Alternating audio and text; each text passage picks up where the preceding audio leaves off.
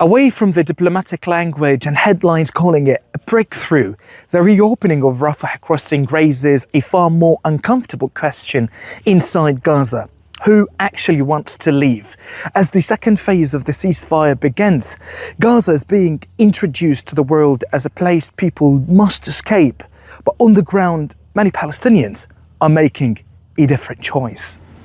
Israel's war has reshaped Gaza into a place where survival itself is under pressure.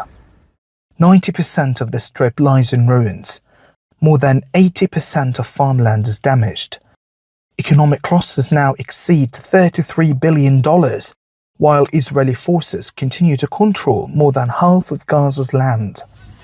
Palestinians say these conditions were not incidental, but part of a prolonged effort to make daily life impossible and force them to leave. With Rafah Crossing reopening, the outside world anticipates an exodus. On the ground, that expectation is being challenged. Muhammad Abu Mallouh is a farmer with a PhD from An-Nusayrat refugee camp. The war destroyed his fields, scattered his family, and dismantled the future he had spent years building. By every humanitarian measure, Muhammad has reasons to leave. He says leaving would mean abandoning the land where his identity was shaped.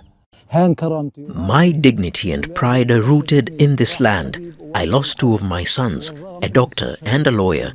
Despite losing my children, my home and my land, we will remain in Gaza.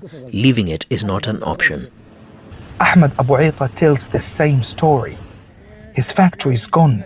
37 of his relatives were killed, and he survived days under the rubble.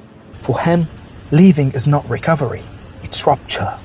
I will leave to see my wounded son, who's receiving treatment in Qatar. I haven't seen him for 2 years. It will be a temporary visit. I will return with him to Gaza.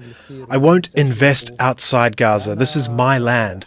I'll rebuild what has been destroyed of my company, and I will remain in my homeland.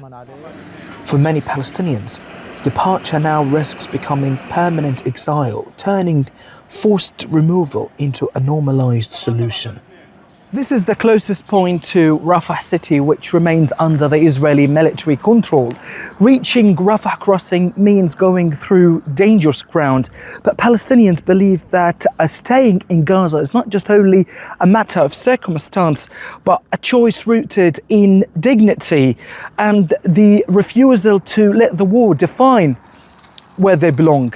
Tareq Abu Azzoum, Al Jazeera, Khan Younis, Palestine. Don't miss out and get the full picture. Subscribe to Al Jazeera for reliable news and expert insights. Like, share, stay ahead.